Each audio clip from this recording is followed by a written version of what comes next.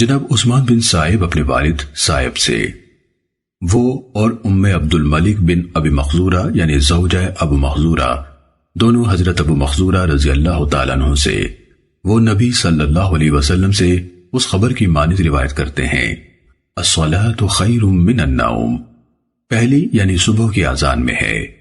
امام ابو داود رحمہ اللہ کہتے ہیں کہ مسدد کی حدیث زیادہ واضح ہے، اس میں ہے کہ آپ نے مجھے اقامہ سکھائی، اس کے کلمات دو دو بار تھے، اللہ اکبر اللہ اکبر، اشہد ان لا الہ الا اللہ، اشہد ان لا الہ الا اللہ، اشہد ان محمد رسول اللہ، اشہد ان محمد رسول اللہ، حی علی الصلاۃ، حی علی الصلاۃ، حی علی الفلاح، حی علی الفلاح، اللہ اکبر، لا الہ الا اللہ۔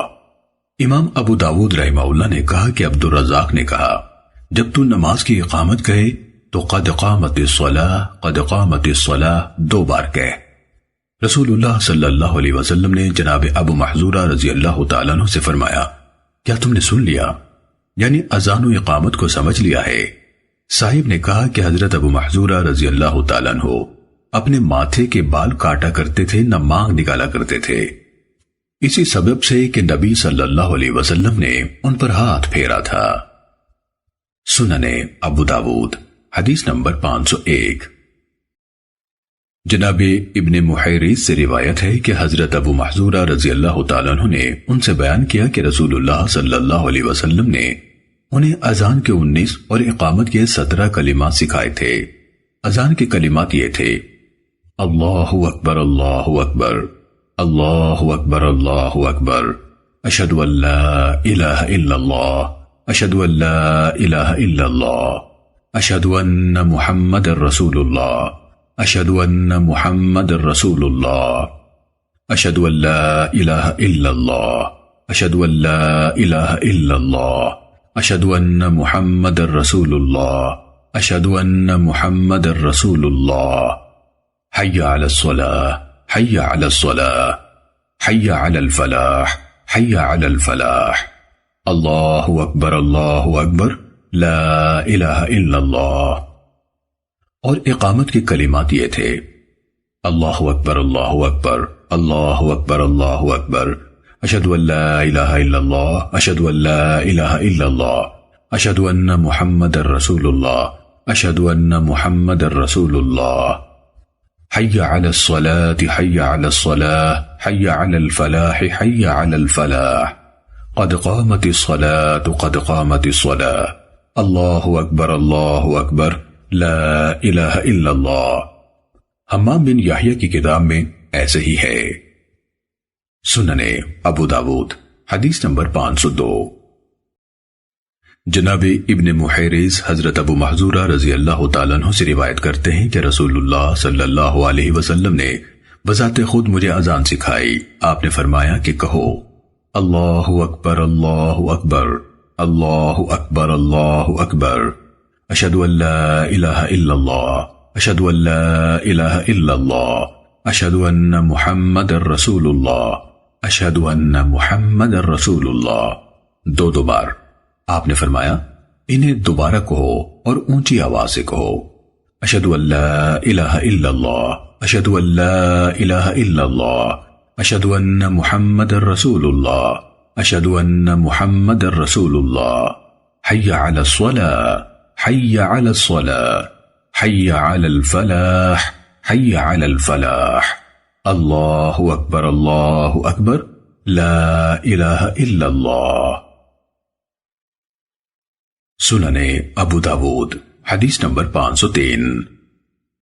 حضرت ابو محذورہ رضی اللہ تعالیٰ عنہ بیان کرتے ہیں کہ رسول اللہ صلی اللہ علیہ وسلم نے مجھے اذان کا ایک ایک حرف سکھایا، اللہ اکبر اللہ اکبر، اللہ اکبر اللہ اکبر، اشہد ان لا الہ الا اللہ، اشہد ان لا الہ الا اللہ، اشہد ان محمد رسول اللہ، اشہد ان محمد رسول اللہ، اشہد ان لا الہ الا اللہ، اشہد ان لا الہ الا اللہ، اشہد ان محمد رسول اللہ، اشہد ان محمد رسول اللہ، حی علی الصلاۃ، حی علی الصلاۃ، حی علی الفلاح، حی علی الفلاح۔ بیان کیا کہ اور وہ فجر کی اذان میں الصلاۃ خیر من النوم کہا کرتے تھے۔ سننے ابو داود حدیث نمبر 504۔ حضرت انس رضی اللہ تعالیٰ عنہ سے روایت ہے کہ حضرت بلال رضی اللہ تعالیٰ عنہ کو حکم دیا گیا کہ اذان کے کلمات 2 بار اور اقامت کے 1 بار کہے۔ حماد نے اپنی حدیث میں اضافہ کیا مگر اقامت یعنی قد قامت الصلاۃ 2 بار کہے۔ سننے ابو داود حدیث نمبر 508۔ جناب خالد حذا نے ابو قلابہ سے، انہوں نے حضرت انس رضی اللہ تعالیٰ عنہ سے مذکورہ بالا روایت وہیب کی مثل بیان کی۔ اسماعیل یعنی راوی نے کہا میں نے یہ حدیث ایوب کو بیان کی تو کہا مگر اقامت یعنی قد قامت الصلاۃ۔ سننے ابو داود حدیث نمبر 509۔ حضرت ابن عمر رضی اللہ تعالیٰ عنہما بیان کرتے ہیں کہ رسول اللہ صلی اللہ علیہ وسلم کے زمانے میں اذان کے کلمات 2 بار کہے جاتے تھے اور اقامت یعنی تکبیر کے 1 بار، سوائے اس کے کہ مؤذن قد قامت الصلاۃ قد قامت الصلاۃ کہا کرتا تھا یعنی 2 بار۔ تو جب ہم اقامت سنتے تو وضو کر کے نماز کے لیے نکل پڑتے۔ شعبہ کہتے ہیں کہ میں نے ابو جعفر سے صرف یہی حدیث سنی ہے۔ سننے ابو داود حدیث نمبر 510۔ جناب شعبہ ابو جعفر مسجد عریان کے مؤذن سے اور وہ ابو مثنی مسجد اکبر کے مؤذن سے روایت کرتے ہوئے کہتے ہیں کہ میں نے حضرت ابن عمر رضی اللہ تعالیٰ عنہما سے سنا اور حدیث بیان کی۔ سننے ابو داود حدیث نمبر 511۔ سیدنا ابو ہریرہ رضی اللہ تعالیٰ عنہ راوی ہیں کہ نبی صلی اللہ علیہ وسلم نے فرمایا مؤذن کو جہاں تک اس کی آواز جاتی ہے بخش دیا جاتا ہے، اور ہر خشک و تر چیز اس کے لیے گواہی دیتی ہے، اور جو جماعت میں حاضر ہوتا ہے اس کے لیے 25 نمازوں کا ثواب لکھا جاتا ہے، اور دوسری نماز تک کے مابین کے گناہ معاف کر دیے جاتے ہیں۔ سننے ابو داود حدیث نمبر 515۔ سیدنا ابو ہریرہ رضی اللہ تعالیٰ عنہ بیان کرتے ہیں کہ رسول اللہ صلی اللہ علیہ وسلم نے فرمایا جب نماز کے لیے اذان کہی جاتی ہے تو شیطان پیٹ پھیر کر پاد مارتا ہوا پلٹ جاتا ہے اور اتنی دور چلا جاتا ہے حتیٰ کہ اذان نہیں سنتا۔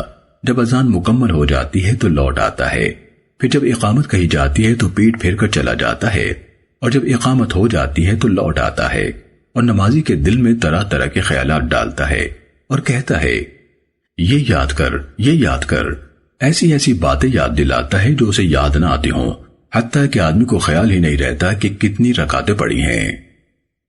سننے ابو داود حدیث نمبر 516۔ حضرت ابو ہریرہ رضی اللہ تعالیٰ عنہ سے روایت ہے کہ رسول اللہ صلی اللہ علیہ وسلم نے فرمایا امام ضامن اور ذمہ دار ہے اور مؤذن امین اور قابل اعتماد ہے۔ اے اللہ اماموں کو صحیح علم و عمل کی توفیق دے اور مؤذنوں کو بخش دے۔ سننے ابو داود حدیث نمبر 517۔ جناب ابو صالح کہتے ہیں کہ میں نہیں سمجھتا مگر یہ کہ میں نے اسے حضرت ابو ہریرہ رضی اللہ تعالیٰ عنہ ہی سے سنا ہے۔ انہوں نے کہا کہ رسول اللہ صلی اللہ علیہ وسلم نے فرمایا اور مذکورہ بالا حدیث کی مانند روایت کیا۔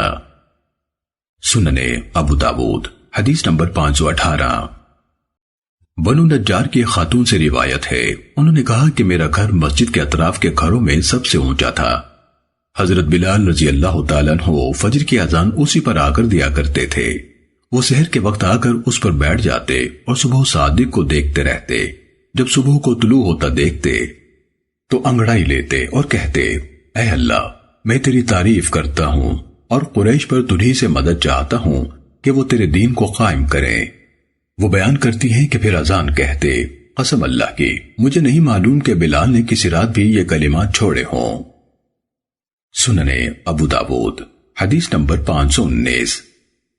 جناب عون بن ابی جحیفہ اپنے والد سے راوی ہے، وہ کہتے ہیں کہ میں نبی صلی اللہ علیہ وسلم کی خدمت پہ پہنچا جبکہ آپ مکے میں تھے اور ایک خیمے میں ٹھہرے ہوئے تھے جو کہ سرخ چمڑے کا تھا۔ چنانچہ حضرت بلال رضی اللہ تعالیٰ عنہ نکلے اور اذان کہی اور میں ان کا منہ دیکھ رہا تھا کہ دائیں بائیں پھیرتے تھے۔ پھر رسول اللہ صلی اللہ علیہ وسلم نکلے اور آپ سرخ رنگ کا حلہ زیبتن کیے ہوئے تھے اور یہ یمن کی قطری چادریں تھیں۔ موسیٰ یعنی دوسری سند کے راوی اور امام ابو داود کے استاد نے کہا، ابو جحیفہ نے کہا، میں نے بلال کو دیکھا کہ وہ وادی ابطح کی طرف نکلے اور اذان کہی۔ جب حی علی الصلاۃ اور حی علی الفلاح پر پہنچے تو اپنی گردن کو دائیں بائیں پھیرا اور خود پورے نہیں گھومے، پھر اندر آئے اور اپنا بھالا نکالا اور موسیٰ نے باقی حدیث بیان کی۔ سنن ابو داود حدیث نمبر 520۔ سیدنا انس بن مالک رضی اللہ تعالیٰ عنہ سے روایت ہے، رسول اللہ صلی اللہ علیہ وسلم نے فرمایا، اذان اور اقامت کے مابین دعا رد نہیں کی جاتی۔ سنن ابو داود حدیث نمبر 521۔ حضرت ابو سعید خدری رضی اللہ تعالیٰ عنہ سے روایت ہے، رسول اللہ صلی اللہ علیہ وسلم نے فرمایا، جب تم اذان سنو تو اسی طرح کہو جیسے کہ مؤذن کہتا ہے۔ سنن ابو داود حدیث نمبر 522۔ حضرت عبداللہ بن عمرو بن العاص رضی اللہ تعالیٰ عنہ بیان کرتے ہیں کہ انہوں نے نبی صلی اللہ علیہ وسلم کو سنا، آپ فرماتے تھے، جب تم مؤذن کو سنو تو اسی طرح کہو جیسے وہ کہتا ہے، پھر مجھ پر درود پڑھو۔ تحقیق، جس نے مجھ پر ایک بار درود پڑھا اللہ تعالیٰ اس پر 10 رحمتیں نازل کرتا ہے۔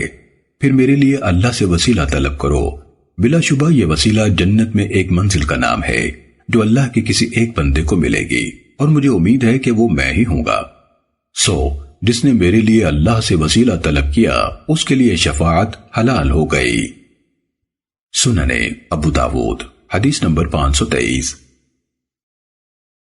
حضرت عبداللہ بن عمر رضی اللہ تعالیٰ عنہما سے روایت ہے کہ ایک شخص نے کہا، اے اللہ کے رسول، مؤذن ہم سے فضیلت لے جائیں گے، تو رسول اللہ صلی اللہ علیہ وسلم نے فرمایا، تم بھی ویسے ہی کہا کرو جیسے کہ وہ کہتے ہیں، جب تم اس سے فارغ ہو تو سوال کرو اور دعا مانگو، دیے جاؤ گے۔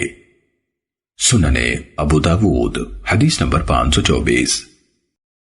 حضرت سعد بن ابی وقاص رضی اللہ تعالیٰ عنہ رسول اللہ صلی اللہ علیہ وسلم سے بیان کرتے ہیں کہ آپ نے فرمایا، جس نے مؤذن کو سن کر یہ کہا، وَأَنَا أَشْهَدُ أَن لَّا إِلَٰهَ إِلَّا اللَّهُ وَحْدَهُ لَا شَرِيكَ لَهُ وَأَنَّ مُحَمَّدًا عَبْدُهُ وَرَسُولُهُ رَضِيتُ بِاللَّهِ رَبًّا وَبِمُحَمَّدٍ رَّسُولًا وَبِالْإِسْلَامِ دِينًا۔ اور میں گواہی دیتا ہوں کہ اللہ کے سوا اور کوئی معبود نہیں ہے، وہ اکیلا ہے، اس کا کوئی شریک اور ساتھی نہیں، اور محمد صلی اللہ علیہ وسلم اس کے بندے اور رسول ہیں۔ میں اللہ کے رب ہونے، محمد کے رسول ہونے اور اسلام پر بحیثیت دین کے راضی ہوں تو وہ بخشا گیا۔ سنن ابو داود حدیث نمبر 525۔ ام المومنین سیدہ عائشہ رضی اللہ تعالیٰ عنہ بیان کرتی ہیں کہ رسول اللہ صلی اللہ علیہ وسلم جب مؤذن کو سنتے اور وہ شہادت کے کلمات کہتا تو آپ فرماتے، اور میں بھی یعنی شہادت دیتا ہوں۔ سنن ابو داود حدیث نمبر 526۔ حضرت عمر ابن الخطاب رضی اللہ تعالیٰ عنہ سے روایت ہے، رسول اللہ صلی اللہ علیہ وسلم نے فرمایا، جب مؤذن کہے اللہ اکبر تو تمہارا سننے والا بھی کہے اللہ اکبر، اور جب وہ کہے اشہد ان لا الہ الا اللہ تو سننے والا بھی کہے اشہد ان لا الہ الا اللہ، پھر وہ کہے اشہد ان محمد رسول اللہ، اور یہ بھی کہے اشہد ان محمد رسول اللہ، پھر وہ کہے حی علی الصلاۃ، اور یہ کہے لا حول ولا قوت الا باللہ، پھر وہ کہے حی علی الفلاح، اور یہ کہے لا حول ولا قوت الا باللہ، پھر وہ کہے اللہ اکبر، اور یہ کہے اللہ اکبر، پھر وہ کہے لا الہ الا اللہ، اور یہ کہے لا الہ الا اللہ۔ یہ سب کچھ دل کی گہرائی سے کہے تو جنت میں جائے گا۔ سنن ابو داود حدیث نمبر 527۔ حضرت جابر بن عبداللہ رضی اللہ تعالیٰ عنہ کہتے ہیں کہ رسول اللہ صلی اللہ علیہ وسلم نے فرمایا، جو شخص اذان سن کر یہ درج دعا پڑھے تو قیامت کے روز اس کے لیے شفاعت لازم ہو گئی۔ اللہم رب هذه الدعوة التامة والصلاة القائمة آت محمدا الوسيلة والفضيلة وَبَعَثْهُ مَقَامًا مَحْمُودًا الَّذِي وَعَدْتَ۔ اے اللہ اس کامل پکار اور قائم رہنے والی نماز کے رب، محمد کو منزل وسیلہ اور فضیلت سے سرفراز فرما اور انہیں اس مقام محمود پر کھڑا کر جس کا تو نے ان سے وعدہ فرمایا ہے۔ سنن ابو داود حدیث نمبر 529۔ ام المومنین سیدہ ام سلمہ رضی اللہ تعالیٰ عنہ بیان کرتی ہیں کہ رسول اللہ صلی اللہ علیہ وسلم نے مجھے تعلیم دی کہ مغرب کی اذان کے وقت یہ دعا پڑھا کروں: اللہم ان ھذا اقبال لیلک و ادبار نہارک و اصوات دعاتک فاغفر لی۔ اے اللہ بے شک یہ وقت ہے کہ تیری رات آ رہی ہے، تیرا دن جا رہا ہے اور تیری طرف پکارنے والوں کی صدائیں ہیں، لہذا تو مجھے بخش دے۔ سنن ابو داود حدیث نمبر 530۔ حضرت عثمان بن ابی العاص رضی اللہ تعالیٰ عنہ کہتے ہیں کہ میں نے کہا اے اللہ کے رسول مجھے اپنی قوم کا امام بنا دیجئے۔ آپ نے فرمایا تم ان کے امام ہو اور ان کے ضعیف ترین کے اقتداء یعنی رعایت کرنا، اور مؤذن ایسا مقرر کرنا جو اپنی اذان پر اجرت نہ لے۔ سنن ابو داود حدیث نمبر 531۔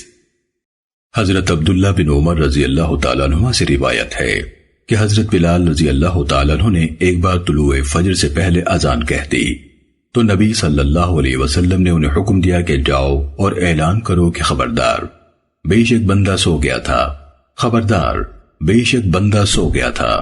موسیٰ نے اضافہ کیا، چنانچہ انہوں نے جا کر اعلان کیا خبردار بے شک بندہ سو گیا تھا۔ امام ابو داود رحمہ اللہ کہتے ہیں کہ اس حدیث کو ایوب سے سوائے حماد بن سلمہ کے کسی نے روایت نہیں کیا۔ سنن ابو داود حدیث نمبر 532۔ جناب نافع رحمہ اللہ حضرت عمر رضی اللہ تعالیٰ عنہ کے مؤذن سے روایت کرتے ہیں جس کا نام مسروح تھا کہ انہوں نے ایک بار فجر صادق سے پہلے ہی اذان کہہ دی تو حضرت عمر رضی اللہ تعالیٰ عنہ نے انہیں حکم دیا اور مذکورہ بالا حدیث کی طرح روایت کیا۔ امام ابو داود رحمہ اللہ نے کہا کہ حماد بن زید نے اسے عبید اللہ بن عمر سے، انہوں نے نافع سے یا کسی دوسرے سے نقل کیا ہے کہ حضرت عمر رضی اللہ تعالیٰ عنہ کا ایک مؤذن تھا جس کا نام مسروح یا کچھ اور تھا۔ امام ابو داود رحمہ اللہ نے کہا اور دراوردی نے اسے عبید اللہ سے، وہ نافع سے، وہ ابن عمر رضی اللہ عنہما سے روایت کرتے ہیں۔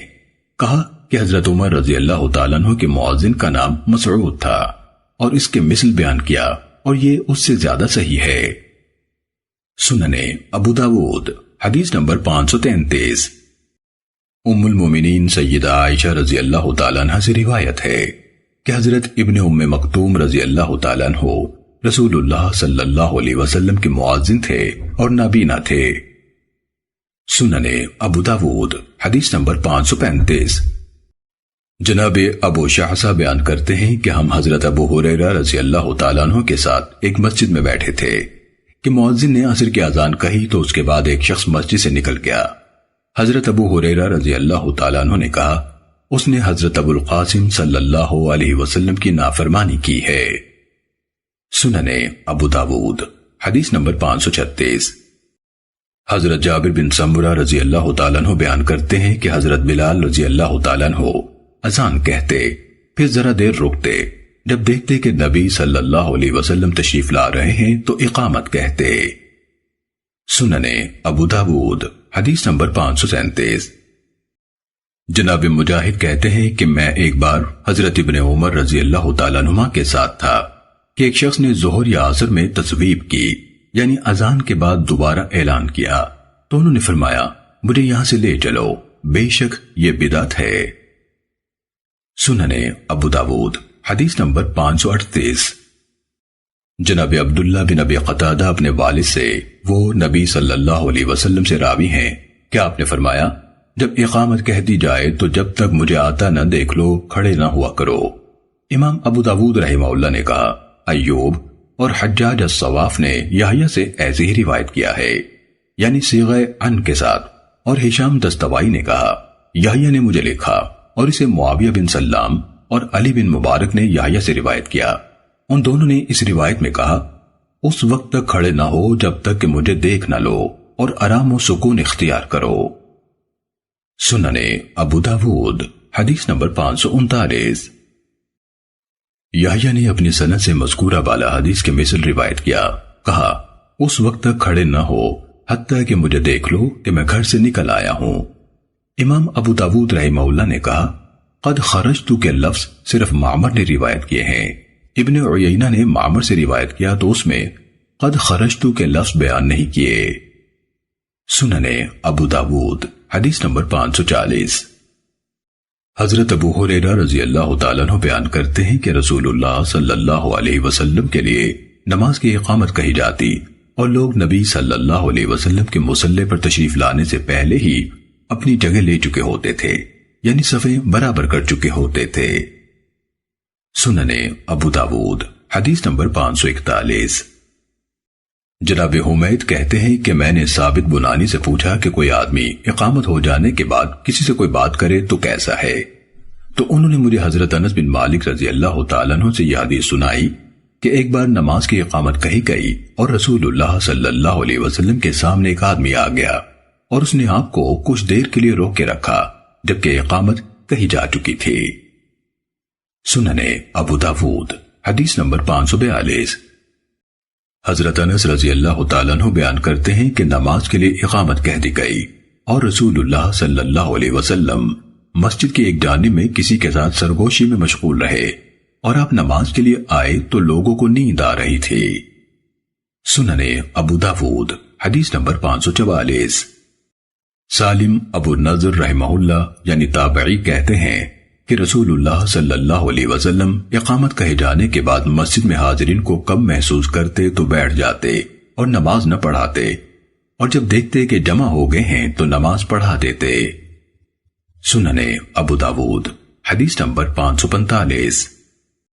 نافع بن جبیر ابو مسعود زراقی سے وہ حضرت علی بن ابی طالب رضی اللہ تعالیٰ عنہ سے اسی کے مثل روایت کرتے ہیں۔ سننے ابو داود حدیث نمبر 546۔ حضرت ابو دردہ رضی اللہ تعالیٰ عنہ کہتے ہیں کہ میں نے رسول اللہ صلی اللہ علیہ وسلم کو سنا فرماتے تھے جس کسی گاؤں یا بستی میں 3 فرد بھی ہوں اور ان میں نماز با جماعت کا اہتمام نہ ہو تو شیطان ان پر مسلط ہو جاتا ہے، لہٰذا تم جماعت کو لازم پکڑو۔ بھیڑیا ہمیشہ دور رہنے والی اکیلی بکری ہی کو کھاتا ہے۔ جناب زائدہ بیان کرتے ہیں کہ صاحب نے کہا کہ جماعت سے مراد با جماعت نماز ہے۔ سننے ابو داود حدیث نمبر 547۔ حضرت ابو ہریرہ رضی اللہ تعالیٰ عنہ بیان کرتے ہیں کہ رسول اللہ صلی اللہ علیہ وسلم نے فرمایا میرا جی چاہتا ہے کہ نماز کی اقامت کا حکم دوں، پھر ایک آدمی کو کہوں کہ لوگوں کو نماز پڑھائے اور خود ایسے لوگوں کی طرف جاؤں جو نماز کی جماعت میں حاضر نہیں ہوتے، اور میرے ساتھ کچھ لوگ ہوں جن کے پاس لکڑیوں کے گٹھے ہوں، پھر میں ان گھروں کو آگ لگا دوں۔ سننے ابو داود حدیث نمبر 548۔ جناب یزید بن اسم کہتے ہیں کہ میں نے حضرت ابو ہریرہ رضی اللہ تعالیٰ عنہ کو سنا، وہ کہتے تھے کہ رسول اللہ صلی اللہ علیہ وسلم نے فرمایا میرا جی چاہتا ہے کہ اپنے جوانوں کو حکم دوں کہ لکڑیوں کے گٹھے اکٹھے کریں، پھر میں ان لوگوں کی طرف جاؤں جو اپنے گھروں میں نمازیں پڑھتے ہیں حالانکہ انہیں کوئی عذر نہیں ہے، اور ان کے گھروں کو آگ لگا دوں۔ یزید بن یزید نے کہا میں نے اپنے شیخ یزید بن اسم سے کہا اے ابو عوف، اس سے آپ کی مراد جمعے کی نماز تھی یا کچھ اور انہوں نے کہا میرے کان بہرے ہو جائیں اگر میں نے ابو ہریرہ کو رسول اللہ صلی اللہ علیہ وسلم کی حدیث بیان کرتے ہوئے نہ سنا ہو۔ انہوں نے جمعے یا دوسری نماز کا ذکر نہیں کیا، یعنی کوئی تخصیص نہیں، جمعہ سمیت تمام نمازوں کی جماعت کا مسئلہ ہے۔ سننے ابو داود حدیث نمبر 549۔ حضرت عبداللہ بن مسعود رضی اللہ تعالیٰ عنہ نے فرمایا کہ ان 5 نمازوں کی حفاظت اور پابندی اختیار کرو جہاں کہیں ان کے لیے اذان کہی جائے، کیونکہ نمازوں کی باجماعت پابندی سنن ہدا میں سے ہے، یعنی حق کو ہدایت کی راہ ہے، اور اللہ عز و جل نے اپنے نبی کے لیے ہدایت کی سنتیں مشروع کی ہیں، اور میں نے صحابہ کرام رضی اللہ عنہم کو دیکھا ہے کہ واضح اور کھلے منافق کے علاوہ کوئی بھی جماعت سے پیچھے نہ رہتا تھا، اور میں نے صحابہ رضی اللہ عنہم کو دیکھا ہے کہ ایک آدمی کو 2 افراد سہارا دے کر لاتے تھے اور اسے صف میں کھڑا کر دیا جاتا تھا، اور تم ہو کہ ہر ایک نے اپنے گھر ہی میں مسجد بنا رکھی ہے، اگر تم اپنے گھروں میں نمازیں پڑھنے لگو اور مسجدوں کو چھوڑ دو تو اپنے نبی صلی اللہ علیہ وسلم کی سنت کو چھوڑ بیٹھو گے، اور اگر تم نے اپنی نبی کی سنت کو چھوڑ دیا تو کافر ہو جاؤ گے۔ سننے ابو داود حدیث نمبر 550۔ حضرت عبداللہ بن ام مکتوم رضی اللہ تعالیٰ عنہ سے روایت ہے کہ انہوں نے کہا، اے اللہ کے رسول، مدینے میں کیڑے اور درندے بہت زیادہ ہیں، کیا میرے لیے رخصت ہے کہ میں گھر میں نماز پڑھ لیا کروں؟ تو نبی صلی اللہ علیہ وسلم نے فرمایا، حی علی الصلاۃ اور حی علی الفلاح کی آواز سنتے ہو تو ضرور آؤ۔ امام ابو داود رحمہ اللہ نے کہا، قاسم جرمی نے بھی سفیان سے ایسے ہی روایت کیا ہے، اور اس کی روایت میں حین حلن یعنی ضرور آؤ کے لفظ نہیں ہیں۔ سننے ابو داود حدیث نمبر 553۔ حضرت ابی بن کعب رضی اللہ تعالیٰ عنہ سے مروی ہے کہ ایک روز رسول اللہ صلی اللہ علیہ وسلم نے ہمیں صبح کی نماز پڑھائی، اس کے بعد فرمایا، کیا فلاں حاضر ہے؟ لوگوں نے کہا نہیں۔ آپ نے پوچھا، کیا فلاں حاضر ہے؟ لوگوں نے کہا نہیں۔ آپ صلی اللہ علیہ وسلم نے فرمایا، بلا شبہ یہ دو نمازیں منافقوں پر سب نمازوں سے زیادہ بھاری ہیں، یعنی عشاء اور فجر، اور اگر تمہیں معلوم ہو کہ ان میں کیا کچھ اجر و ثواب ہے تو تم ان میں ضرور آؤ، اگرچہ گھٹنوں کے بل ہی آنا پڑے، اور پہلی صف اجر و ثواب میں فرشتوں کی صف کی مانند ہے۔ اگر تمہیں اس کی فضیلت معلوم ہو تو اس کے لیے ضرور سبقت کرو۔ انسان کی نماز ایک آدمی کے ساتھ زیادہ اجر و ثواب والی ہے بنسبت اس کے کہ وہ اکیلا پڑھے، اور اس کی نماز دو آدمیوں کے ساتھ زیادہ فضیلت والی ہے بنسبت اس کے کہ وہ ایک آدمی کے ساتھ مل کر پڑھے۔ جس قدر اہل جماعت کی تعداد زیادہ ہوگی وہ زیادہ پاکیزہ اور اللہ کو بہت زیادہ محبوب ہے۔ سننے ابو داود حدیث نمبر 554۔ سیدنا عثمان بن عفان رضی اللہ تعالیٰ عنہ سے مروی ہے، رسول اللہ صلی اللہ علیہ وسلم نے فرمایا، جس نے عشاء کی نماز جماعت سے پڑھی تو یہ آدھی رات کے قیام کی طرح ہے، اور جس نے عشاء اور فجر کی نمازیں بعد جماعت پڑھی تو یہ پوری رات کے قیام کی طرح ہے۔ سننے ابو داود حدیث نمبر 555۔ سیدنا ابو ہریرہ رضی اللہ تعالیٰ عنہ نبی صلی اللہ علیہ وسلم سے بیان کرتے ہیں، آپ نے فرمایا، جو شخص جتنا مسجد سے دور ہوتا ہے اتنا ہی زیادہ ثواب کا حقدار ہوتا ہے۔ سننے ابو داود حدیث نمبر 556۔ حضرت ابی بن کعب رضی اللہ تعالیٰ عنہ بیان کرتے ہیں کہ ایک شخص تھا، جہاں تک میں جانتا ہوں اہل مدینہ میں قبلہ رو ہو کر نماز پڑھنے والوں میں اس کا گھر سب سے دور تھا، اور مسجد میں کوئی نماز بھی اس سے نہ چوکتی تھی۔ میں نے اس سے کہا، اگر آپ ایک گدھا خرید لیں، گرمی اور اندھیرے میں اس پر سوار ہوں تو سہولت رہے۔ اس نے کہا، میں یہ پسند نہیں کرتا کہ میرا گھر مسجد کے قریب ہو۔ اس کی یہ بات رسول اللہ صلی اللہ علیہ وسلم کو بتائی گئی۔ آپ نے اس سے پوچھا تو اس نے کہا، اے اللہ کے رسول، میری نیت یہ ہے کہ میرا مسجد میں آنا اور یہاں سے گھر واپس جانا سب ہی لکھا جائے۔ تو آپ نے فرمایا، اللہ نے تمہیں یہ سب عطا فرما دیا، جس اجر و ثواب کی تو نے امید کی ہے اللہ نے وہ سب عنایت فرما دیا۔ سننے ابو داود حدیث نمبر 557۔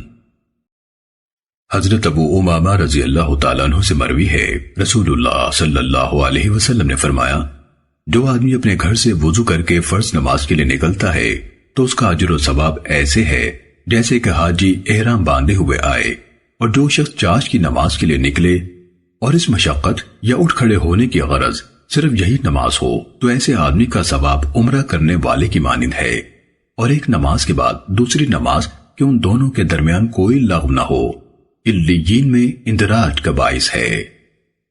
سننے ابو داود حدیث نمبر 558۔ حضرت ابو ہریرہ رضی اللہ تعالیٰ عنہ سے روایت ہے، انہوں نے بیان کیا کہ رسول اللہ صلی اللہ علیہ وسلم نے فرمایا، بعد جماعت نماز گھر یا بازار میں اکیلے نماز پڑھنے کی بنسبت 25 درجے زیادہ ہوتی ہے۔ وہ یوں کہ جب تم میں سے کوئی وضو کرے اور کامل اور اچھی طرح وضو کرے اور مسجد میں آئے اور اس کی نیت صرف نماز ہی ہو اور نماز ہی نے اسے اٹھایا ہو تو وہ جو قدم بھی اٹھائے گا اس سے اس کا ایک درجہ بلند ہوگا اور ایک غلطی معاف ہوگی حتیٰ کہ مسجد میں داخل ہو جائے، اور جب مسجد میں داخل ہو جائے تو وہ نماز میں شمار ہوتا ہے جب تک کہ نماز اسے روکے رکھے۔ اور جب تک کوئی اپنی اس جگہ پر بیٹھا رہے جہاں اس نے نماز پڑھی ہو تو فرشتے اس کے لیے دعائیں کرتے ہیں، اے اللہ اس کی مغفرت فرما، اے اللہ اس پر رحم فرما، اے اللہ اس کی توبہ قبول فرما، اور ان کی یہ دعا اس وقت تک جاری رہتی ہے جب تک کہ وہ وہاں کسی کو ایذا نہ دے یا بے وضو نہ ہو جائے۔ سننے ابو داود حدیث نمبر 559۔ حضرت ابو سعید خدری رضی اللہ تعالیٰ عنہ بیان کرتے ہیں رسول اللہ صلی اللہ علیہ وسلم نے فرمایا، جماعت کے ساتھ نماز 25 نمازوں کے برابر ہوتی ہے، اور جب کوئی شخص بیابان میں نماز پڑھتا ہے اور اس کے رکوع اور سجود کو کامل کرتا ہے تو اس کا ثواب 50 نمازوں تک پہنچ جاتا ہے۔ امام ابو داود رحمہ اللہ نے کہا کہ عبد الواحد بن زیاد نے اس حدیث میں کہا، بیابان میں نماز یعنی شہر اور آبادی کے اندر جماعت کی نماز سے دگنا ہوتی ہے، اور عبد الواحد نے مکمل حدیث بیان کی۔ سننے ابو داود حدیث نمبر 560۔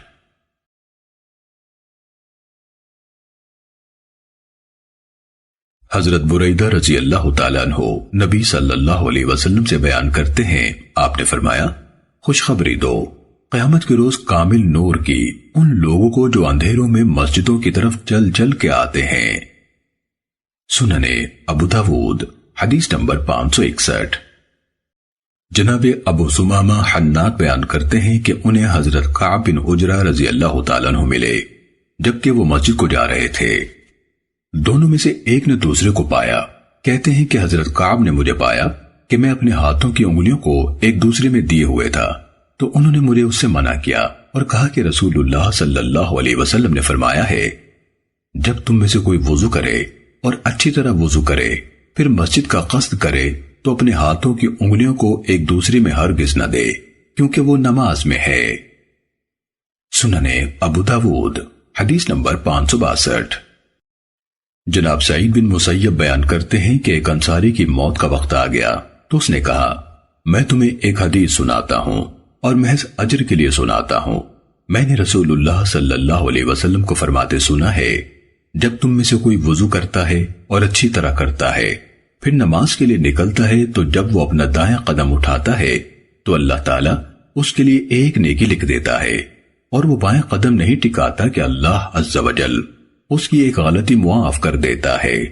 تو جو چاہے مسجد کے قریب رہے یا بعید، تمہاری مرضی ہے۔ اگر وہ مسجد میں آ کر جماعت کے ساتھ نماز پڑھتا ہے تو اس کی مغفرت کر دی جاتی ہے۔ اگر وہ مسجد میں آیا اور لوگ کچھ نماز پڑھ چکے تھے اور کچھ باقی تھی تو جو اسے مل گئی اس نے ان کے ساتھ پڑھی اور باقی کو پورا کر لیا تو ایسے ہی ہوگا، یعنی اس کی بھی مغفرت ہوگی۔ اور اگر وہ مسجد میں آیا اور لوگ نماز پڑھ چکے تھے پھر اس نے اکیلے ہی نماز پوری کی تو بھی ایسے ہی ہوگا، یعنی بخشا جائے گا۔ سننے ابو داود حدیث نمبر 563۔ سیدنا ابو ہریرہ رضی اللہ تعالیٰ عنہ بیان کرتے ہیں کہ نبی صلی اللہ علیہ وسلم نے فرمایا، جس نے وضو کیا اور اچھی طرح وضو کیا یعنی سنت کے مطابق کامل وضو، پھر مسجد کی طرف گیا مگر لوگوں کو پایا کہ وہ نماز سے فارغ ہو چکے ہیں، تو اللہ عز و جل ایسے بندے کو بھی اتنا ہی اجر عنایت فرماتا ہے جتنا کہ اس کو جس نے جماعت میں حاضر ہو کر نماز پڑھی ہو، اور یہ ان کے اجروں میں کسی کمی کا باعث نہیں ہوتا۔ سننے ابو داود حدیث نمبر 564۔ حضرت ابو ہریرہ رضی اللہ تعالیٰ عنہ سے مروی ہے کہ رسول اللہ صلی اللہ علیہ وسلم نے فرمایا، اللہ کی بندیوں کو اللہ کی مسجدوں سے مت روکو، لیکن انہیں چاہیے کہ زیب و زینت کے بغیر نکلیں، یعنی سادہ کیفیت میں آئیں۔ سننے ابو داود حدیث نمبر 565۔ حضرت ابن عمر رضی اللہ تعالیٰ عنہما سے مروی ہے کہ رسول اللہ صلی اللہ علیہ وسلم نے فرمایا، اللہ کی بندیوں کو اللہ کی مساجد سے منع نہ کرو۔ سننے ابو داود حدیث نمبر 566۔ حضرت ابن عمر رضی اللہ تعالیٰ عنہما سے مروی ہے، انہوں نے کہا کہ رسول اللہ صلی اللہ علیہ وسلم نے فرمایا، اپنی عورتوں کو مساجد سے مت روکو مگر ان کے گھر ان کے لیے بہتر ہیں۔ سننے ابو داود حدیث نمبر 567۔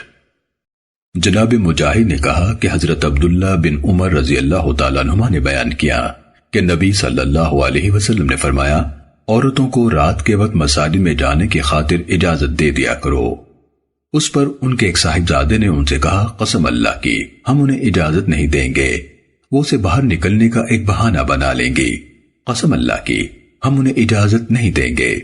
تو حضرت عبداللہ بن عمر رضی اللہ تعالیٰ عنہما نے اسے بہت سخت سست کہا اور ناراض ہو گئے۔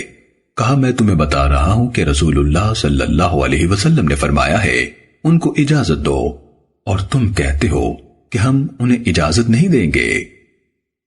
سننے ابو داود حدیث نمبر 568۔ عمرہ بنت عبد الرحمن سے مروی ہے، انہوں نے بتلایا کہ ام المومنین حضرت عائشہ رضی اللہ تعالیٰ عنہ فرماتی ہے کہ اگر رسول اللہ صلی اللہ علیہ وسلم یہ صورتحال دیکھ لیتے جو عورتوں نے اپنائی ہے تو انہیں مسجدوں میں آنے سے منع فرما دیتے، جیسے کہ بنی اسرائیل کی عورتوں کو روک دیا گیا تھا۔ یحییٰ کہتے ہیں کہ میں نے عمرہ سے کہا کہ کیا بنی اسرائیل کی عورتوں کو اس سے روک دیا گیا تھا؟ انہوں نے کہا ہاں۔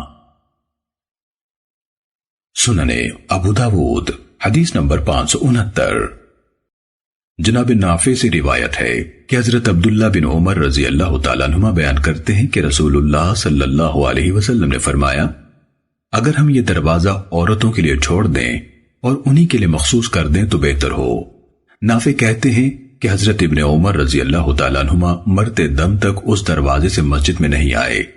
امام ابو داود رحمہ اللہ نے کہا، اس روایت کو اسماعیل بن ابراہیم نے ایوب سے، انہوں نے نافع سے روایت کیا ہے، لیکن انہوں نے اسے حضرت عمر رضی اللہ تعالیٰ عنہ کا قول بتایا ہے، اور یہی بات زیادہ صحیح ہے۔ سننے ابو داود حدیث نمبر 571۔ حضرت ابو ہریرہ رضی اللہ تعالیٰ عنہ نے بیان کیا کہ میں نے رسول اللہ صلی اللہ علیہ وسلم سے سنا، آپ نے فرمایا، جب نماز کی اقامت ہو جائے تو تم اس کے لیے دوڑتے ہوئے نہ آیا کرو، بلکہ چلتے ہوئے آؤ اور اطمینان و سکون اختیار کرو، تو جو مل جائے پڑھ لو اور جو رہ جائے اسے مکمل کر لو۔ امام ابو داود رحمہ اللہ نے کہا، زبیدی، ابن ابی ذئب، ابراہیم بن سعد، معمر اور شعیب بن ابی حمزہ نے زہری سے وَمَا فَاتَكُمْ فَأَتِمُّوا، جو تم سے رہ جائے اسے مکمل کر لو کے لفظ روایت کیے ہیں، مگر اکیلے ابن عیینہ نے زہری سے فَقْضُوا یعنی قضا دو بیان کیا ہے، اور محمد بن عمرو نے ابو سلمہ سے، انہوں نے حضرت ابو ہریرہ رضی اللہ تعالیٰ عنہ سے، اور جعفر بن ربیہ نے اعرج سے، انہوں نے حضرت ابو ہریرہ رضی اللہ تعالیٰ عنہ سے فَأَتِمُّوا روایت کیا ہے، اور ابن مسعود، ابو قتادہ اور انس رضی اللہ عنہم سبھی نے نبی صلی اللہ علیہ وسلم سے فَأَتِمُّوا کا لفظ بیان کیا ہے۔ سننے ابو داود حدیث نمبر 572۔ ابو سلمہ حضرت ابو ہریرہ رضی اللہ تعالیٰ عنہ سے، وہ نبی صلی اللہ علیہ وسلم سے راوی ہیں کہ آپ نے فرمایا، نماز کے لیے آؤ تو اطمینان و سکون سے آؤ، جو پالو پڑھ لو اور جو پڑھی جا چکی ہو اس کی قضا دو یعنی پورا کر لو۔ امام ابو داود رحمہ اللہ نے کہا، اسی طرح ابن سیرین نے حضرت ابو ہریرہ رضی اللہ تعالیٰ عنہ سے وَالْيَقْضِ روایت کیا ہے۔ ایسے ہی ابو رافع نے بھی حضرت ابو ہریرہ رضی اللہ تعالیٰ عنہ سے روایت کیا ہے، اور حضرت ابو ذر رضی اللہ تعالیٰ عنہ سے فَأَتِمُّوا اور اقضوا مروی ہے، اور اس میں اختلاف کیا گیا ہے، یعنی بعض ان سے اتموا کا لفظ بیان کرتے ہیں اور بعض اقضوا کا۔ سننے ابو داود حدیث نمبر 573۔ حضرت ابو سعید خدری رضی اللہ تعالیٰ عنہ سے منقول ہے کہ رسول اللہ صلی اللہ علیہ وسلم نے دیکھا ایک آدمی اکیلے ہی نماز پڑھ رہا ہے، تو آپ نے فرمایا، کیا کوئی آدمی اس پر صدقہ نہیں کر سکتا کہ اس کے ساتھ مل کر نماز پڑھے؟ سننے ابو داود حدیث نمبر 574۔ جناب جابر بن یزید بن اسود اپنے والد سے بیان کرتے ہیں کہ انہوں نے رسول اللہ صلی اللہ علیہ وسلم کی مائیت میں نماز پڑھی جبکہ وہ نوجوان تھے۔ جب آپ نماز پڑھ چکے تو دیکھا کہ دو آدمی مسجد کی ایک جانب میں موجود ہیں اور انہوں نے جماعت کے ساتھ نماز نہیں پڑھی۔ آپ نے انہیں بلوایا، انہیں آپ کے سامنے پیش کیا گیا تو ان کی یہ حالت تھی کہ ان کے پٹھے کانپ رہے تھے۔ آپ نے پوچھا، تمہیں کیا رکاوٹ تھی کہ ہمارے ساتھ نماز نہیں پڑھی؟ انہوں نے کہا، ہم اپنی منزل میں نماز پڑھ رہے تھے۔ آپ نے فرمایا، ایسے نہ کیا کرو، جب تم میں سے کوئی اپنی منزل میں نماز پڑھ چکا ہو پھر امام کو پائے کہ اس نے ابھی نماز پڑھی ہے تو اس کے ساتھ بھی مل کر پڑھے، یہ اس کے لیے نفل ہوگی۔ سننے ابو داود حدیث نمبر 575۔ جناب جابر بن یزید اپنے والد سے روایت کرتے ہیں، وہ کہتے ہیں کہ میں نے نبی صلی اللہ علیہ وسلم کے ساتھ مینا میں فجر کی نماز پڑھی اور اوپر والی حدیث کے ہم معنی بیان کیا۔ سننے ابو داود حدیث نمبر 576۔ سلیمان یعنی مولا میمونہ کہتے ہیں کہ میں حضرت ابن عمر رضی اللہ تعالیٰ عنہ کے پاس ان کی بیٹھک پر آیا۔ وہاں لوگ نماز پڑھ رہے تھے اور ابن عمر رضی اللہ تعالیٰ عنہ نماز میں شریک نہ تھے۔ میں نے ان سے کہا کہ آپ ان کے ساتھ نماز نہیں پڑھتے؟ انہوں نے کہا کہ میں پڑھ چکا ہوں، میں رسول اللہ صلی اللہ علیہ وسلم سے سن چکا ہوں، آپ فرماتے تھے ایک نماز کو ایک دن میں 2 بار مت پڑھو۔ سننے ابو داود حدیث نمبر 579۔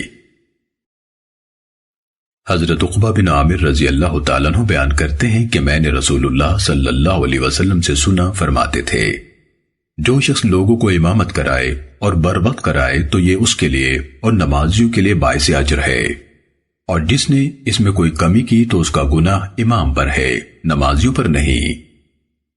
سننے ابو داود حدیث نمبر 580۔ حضرت ابو مسعود بدری رضی اللہ تعالیٰ عنہ بیان کرتے ہیں رسول اللہ صلی اللہ علیہ وسلم نے فرمایا قوم کی وہ شخص امامت کرائے جو قرآن کریم کا بڑا اور پرانا قاری ہو، اگر وہ قرات میں برابر ہو تو وہ شخص امامت کرائے جو ہجرت کرنے میں اول ہو، اگر ہجرت میں برابر ہو تو بڑی عمر والا امامت کرائے، اور کوئی شخص کسی دوسرے کے گھر میں امامت کرائے نہ اس کی حکومت کی جگہ میں اور نہ اس کی خاص مسند ہی پر بیٹھے جو اس کی عزت کی جگہ ہو، الا یہ کہ وہ اجازت دے۔ شعبہ نے بیان کیا کہ میں نے اسماعیل سے پوچھا نہ کریمتہ کا کیا مفہوم ہے؟ انہوں نے کہا اس کا بستر۔ سننے ابو داود حدیث نمبر 582۔ جناب ابن معاذ راوی ہیں کہ میرے والد نے شعبہ سے یہ حدیث بیان کی، اس میں انہوں نے کہا کوئی آدمی دوسرے کی حکومت یعنی سربراہی کی جگہ میں امامت نہ کرائے۔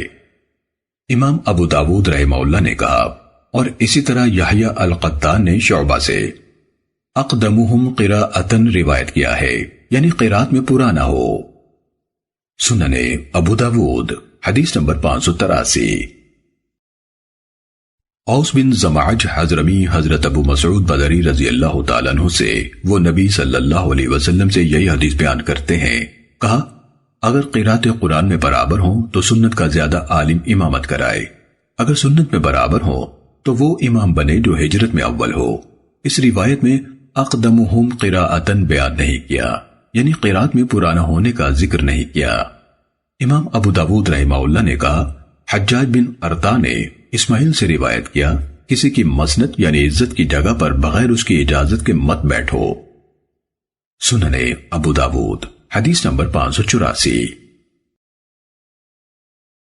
حضرت عمر بن سلمہ رضی اللہ تعالیٰ عنہ بیان کرتے ہیں کہ ہم ایک ایسی جگہ پڑاؤ کیے ہوئے تھے کہ لوگ جب نبی صلی اللہ علیہ وسلم کے پاس آتے تو ہمارے ہاں سے گزر کر آتے اور واپسی پر بھی ہمارے پاس سے ہو کر جاتے اور ہمیں بتایا کرتے کہ رسول اللہ صلی اللہ علیہ وسلم نے ایسے ایسے کہا ہے، اور میں ایک ذہین لڑکا تھا، اس طرح میں نے کافی سارا قرآن حفظ کر لیا۔ آخرکار میرے والد اپنے قوم کا ایک وفد لے کر رسول اللہ صلی اللہ علیہ وسلم کی خدمت میں حاضر ہوئے۔ آپ صلی اللہ علیہ وسلم نے انہیں نماز کی تعلیم دی اور فرمایا تمہارا وہ آدمی امامت کرائے جو قرآن سب سے زیادہ پڑھا ہو۔ چنانچہ میں ہی قوم میں زیادہ پڑھا ہوا تھا، کیونکہ میں بہت دنوں سے قرآن یاد کرتا رہا تھا، تو انہوں نے مجھے امامت کے لیے آگے کر دیا اور میں ان کی امامت کرانے لگا، اور مجھ پر زرد رنگ کی ایک چھوٹی سی چادر ہوا کرتی تھی۔ جب میں سجدے میں جاتا تو کچھ بے پردہ سا ہو جاتا۔ ہماری عورتوں میں سے ایک نے کہا ہم سے اپنے قاری کا سطر تو ڈھانپ دو۔ چنانچہ ان لوگوں نے مجھے ایک عمانی قمیص خرید کر دی۔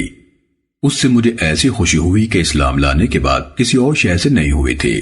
چنانچہ میں ان کی امامت کرایا کرتا تھا اور میری عمر اس وقت 7 یا 8 سال تھی۔ سننے ابو داود حدیث نمبر 585۔ جناب عاصم احول حضرت عمر بن سلمہ رضی اللہ تعالیٰ عنہ سے یہی حدیث روایت کرتے ہیں۔ اس میں ہے کہ میں ان کی امامت کراتا اور مجھ پر ایک پیوند لگی چادر ہوتی تھی جس میں ایک سوراخ تھا۔ جب میں سجدے میں جاتا تو میری مقت اس سے ننگی ہو جاتی تھی۔ سننے ابو داود حدیث نمبر 586۔ جناب مصر بن حبیب جرمی نے حضرت عمر بن سلمہ رضی اللہ تعالیٰ عنہ سے انہوں نے اپنے والد سے بیان کیا کہ وہ نبی صلی اللہ علیہ وسلم کے پاس اپنا وفد لے کر گئے۔ ان لوگوں نے جب واپسی کا ارادہ کیا تو کہا، اے اللہ کے رسول، ہماری امامت کون کرائے؟ آپ نے فرمایا، جس نے قرآن زیادہ یاد کیا ہو۔ چنانچہ برادری میں کوئی ایسا نہ تھا جسے اس قدر قرآن آتا ہو جتنا کہ مجھے آتا تھا، تو انہوں نے مجھے آگے کر دیا، اور میں نو عمر لڑکا تھا اور مجھ پر میری چادر یعنی شملہ ہوتی تھی۔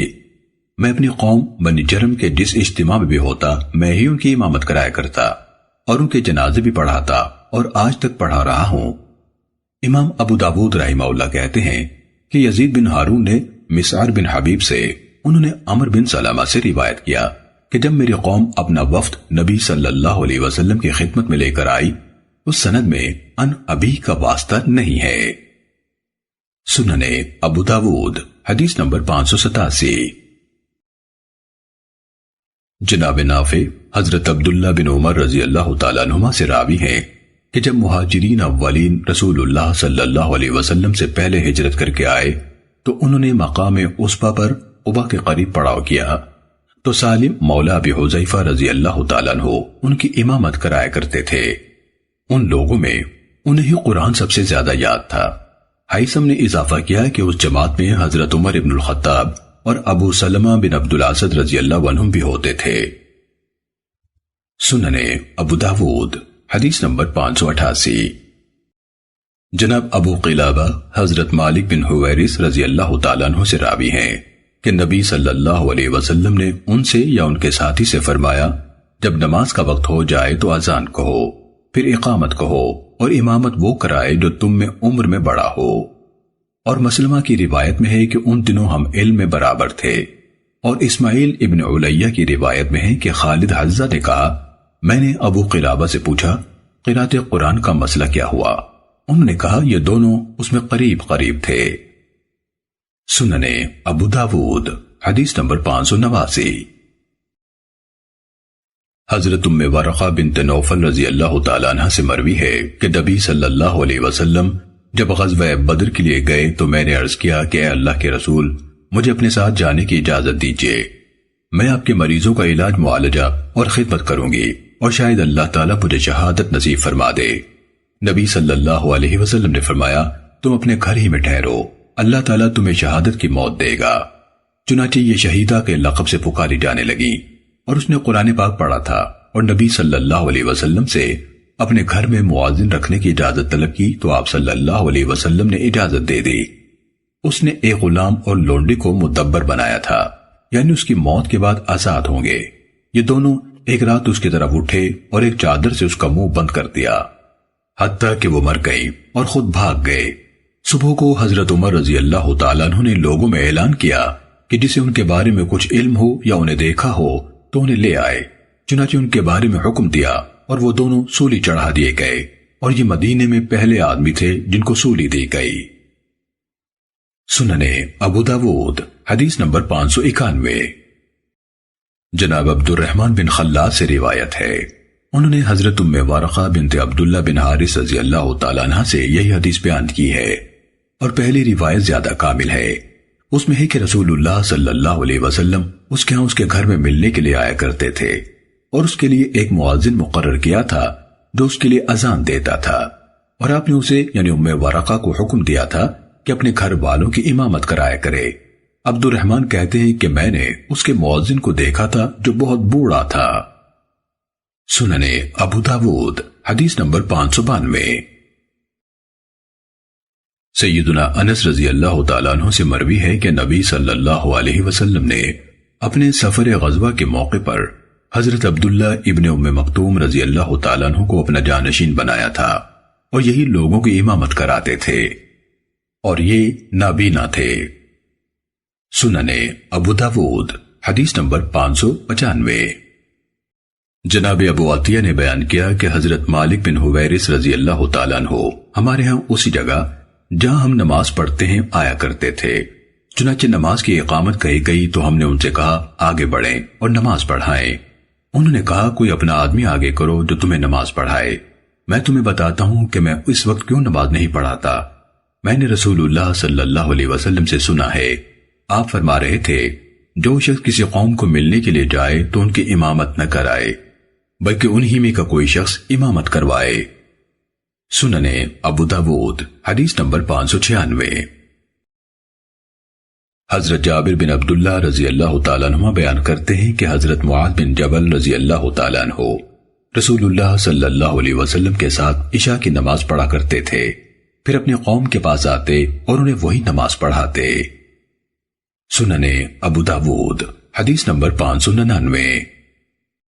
حضرت جابر بن عبداللہ رضی اللہ تعالیٰ عنہ بیان کرتے ہیں کہ حضرت معاذ رضی اللہ تعالیٰ عنہ نبی صلی اللہ علیہ وسلم کے ساتھ نماز پڑھتے اور پھر واپس جا کر اپنی قوم کو امامت کراتے۔